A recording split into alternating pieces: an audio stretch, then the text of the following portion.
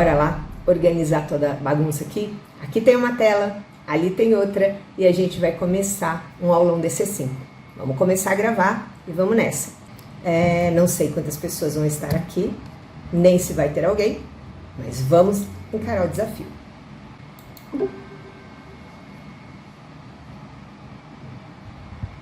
Boa noite para você que veio para o aulão DC5, aqui, primeiro aulão de dezembro de 2022, e essa será uma iniciativa todos os meses. Como qualquer tipo de atividade midiática, a gente já espera que nas primeiras vezes a gente não tenha ninguém e isso acabe sendo um aulão para ficar gravado e para subir para material de videoaulas, de cursos e até do YouTube. Mas não tem problema, porque tudo que tem aqui de material é de alta qualidade e você merece assistir nessa gravação o melhor que a gente tem. Então, bem-vindo ao primeiro aulão DC5. Eu tô com uma câmera aqui, outra câmera aqui e uma tela aqui do lado. Então, não se preocupe se minha cabeça rodar de vez em quando e não olhar diretamente para você, porque aqui tá tudo sob controle. Bem-vindo ao Aulão DC5. O Aulão DC5 é uma iniciativa de professor para professor para levar para você o melhor material, as melhores soluções que a gente tem. E sem mais delongas, vamos para a telinha. Eu fiz um apanhado aqui geral para que você entenda primeiro o material que você vai ganhar, você que entrar online, você vai ganhar um material exclusivo que não está disponível em lugar nenhum. Então tá lá, agora temos aqui como nasce um plano de aula. Esse primeiro aulão, ele tem como tema os segredos de um plano de aula na formação por competências. Eu trabalho com formação por competências desde 2015, eu tenho muita experiência não só em treinar professores para transferir tudo aquilo que ele sabe do conteudismo, do presencialismo puro, para as novas formas de desempenho didático de alta performance, principalmente focando em conceitos mais altos nos indicadores do instrumento de avaliação de cursos de graduação do MEC. Em função disso, ao longo desses anos, eu fui vendo que as informações que convergem para formar um bom plano de aula, um bom plano de ensino primeiro e depois um bom plano de aula, elas vêm de múltiplos lugares. Então, o planejamento da aula, ele não começa na aula. E é isso que eu vou mostrar para vocês hoje. Ele começa com informações que vêm de outros lugares. E sem essas informações previamente bem estabelecidas, não dá para a gente montar um bom plano de aula. Acompanha comigo. O formulário que eu selecionei foi da professora X, que pediu para não identificar o arroba dela. Então, eu não vou identificar o arroba da professora X, porque ela pediu. Mas ela é professora do curso de Biotecnologia, de uma instituição de ensino pública. A unidade curricular dela chama-se Biorremediação. E qual é o pânico e o problema que ela me trouxe no formulário pedindo para ser selecionada para que eu ajudasse a resolver? É que com 60 horas, essa unidade curricular já era difícil de tocar. E agora, na revisão de PPC, eles reduziram ainda mais a carga horária dessa unidade curricular. Reduziram para 40 horas. Essa unidade curricular está no 4º semestre, em um curso que dura 8 semestres. Então, eu tenho essa unidade curricular meio que no meio do curso, né? O estudante que, quando chega nessa unidade curricular, ele já tem aí metade do curso praticamente formado. Então, quais são os pedidos da professora?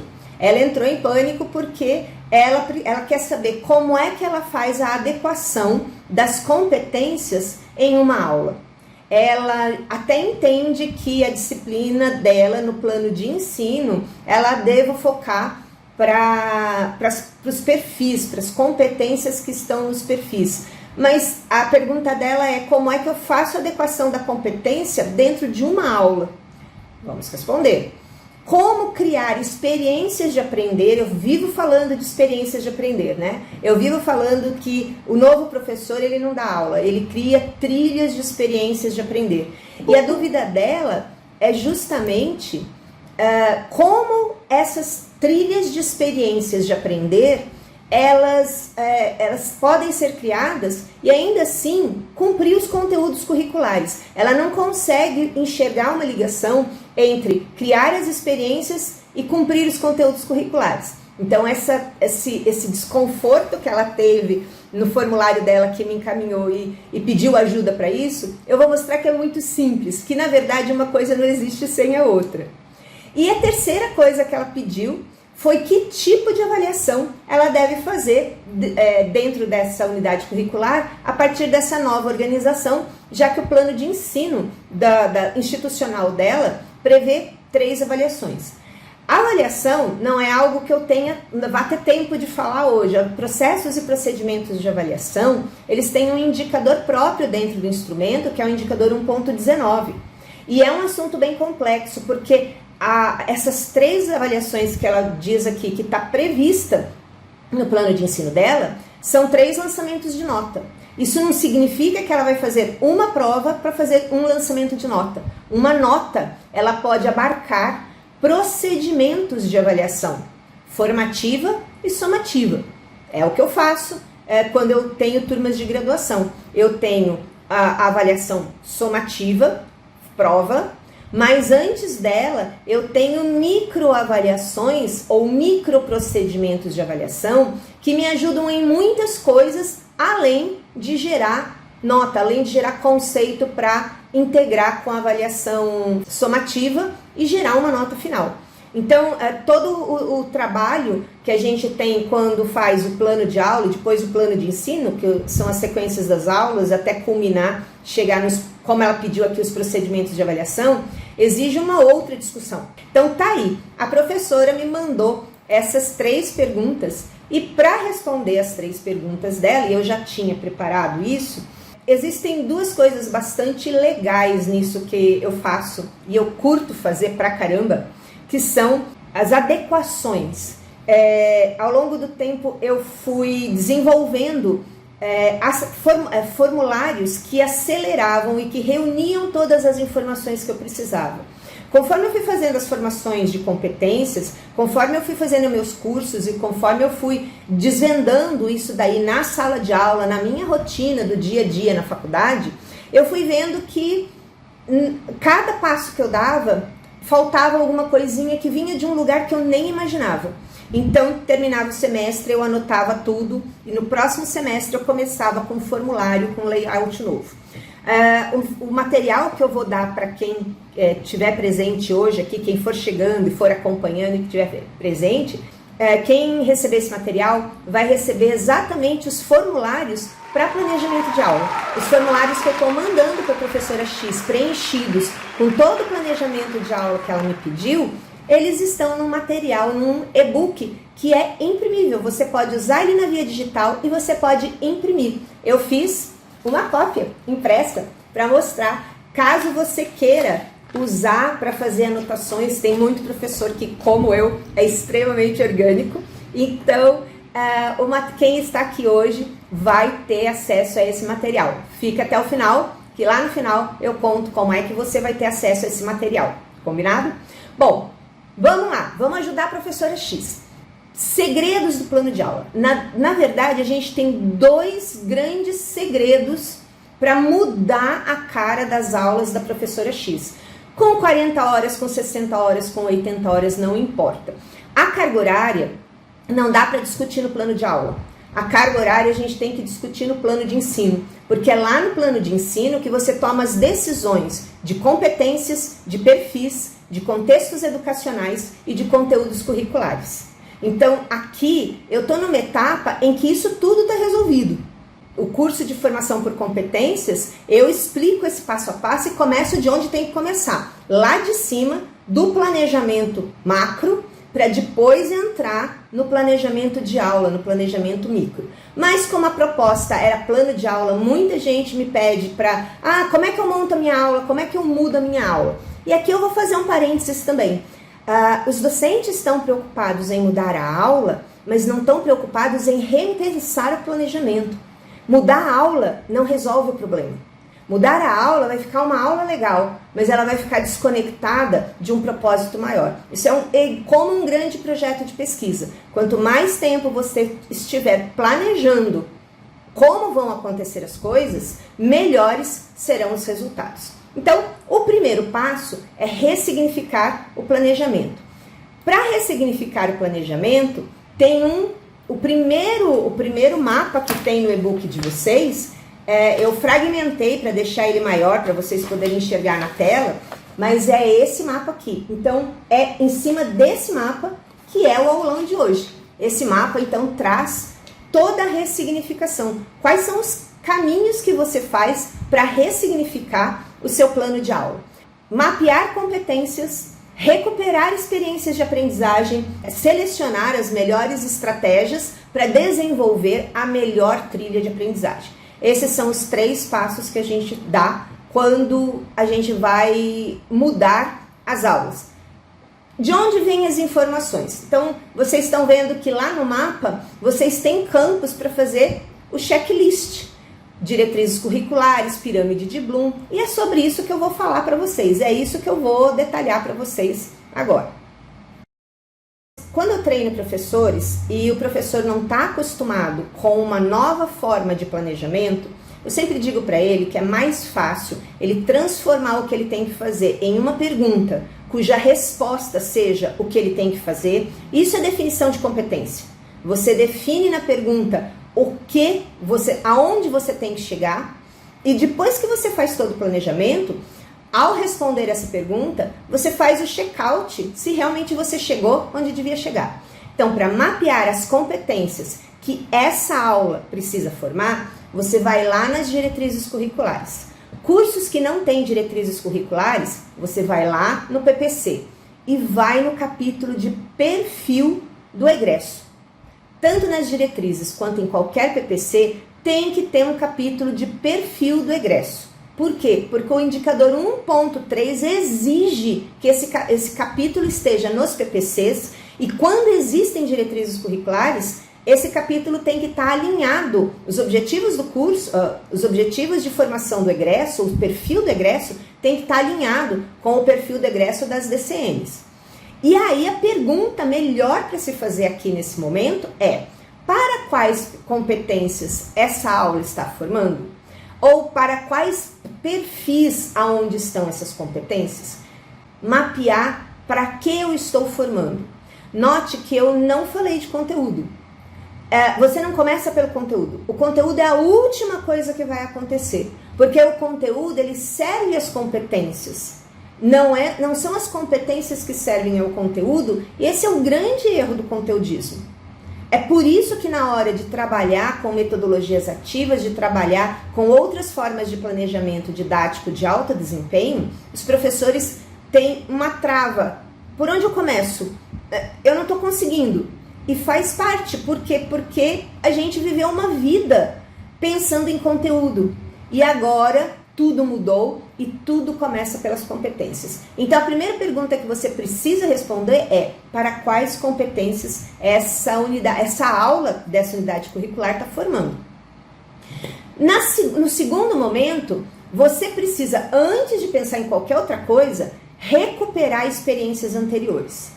Não é fazer revisão de conteúdo. Sempre foi um clássico pegar as primeiras aulas do semestre e fazer revisão de conteúdo de alguma coisa que o aluno já devia ter aprendido para começar a nova aprendizagem. Isso não é recuperar experiência. Isso é revisar conteúdo. Recuperar experiências é fazer a seguinte pergunta: o que o estudante faz com o que ele fez? Aqui, dentro da minha disciplina, da minha unidade curricular, o que ele precisa fazer com o que ele já fez? O que ele precisa trazer para cá para continuar crescendo na formação profissional? E isso, conhecimento pregresso, a experiência pregressa que ele traz, chama-se subsunsor.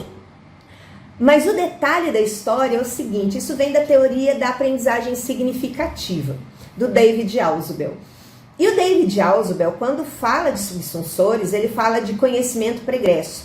E quando ele fala de conhecimento pregresso, os docentes geralmente se fecham nos conteúdos.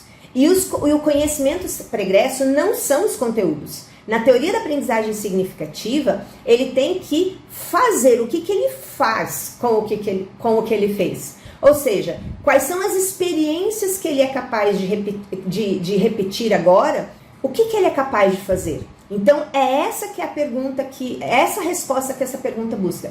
Quais são os subsunsores importantes? E subsunsores são experiências, e essas experiências são conteúdos colocados em ação dentro de contextos.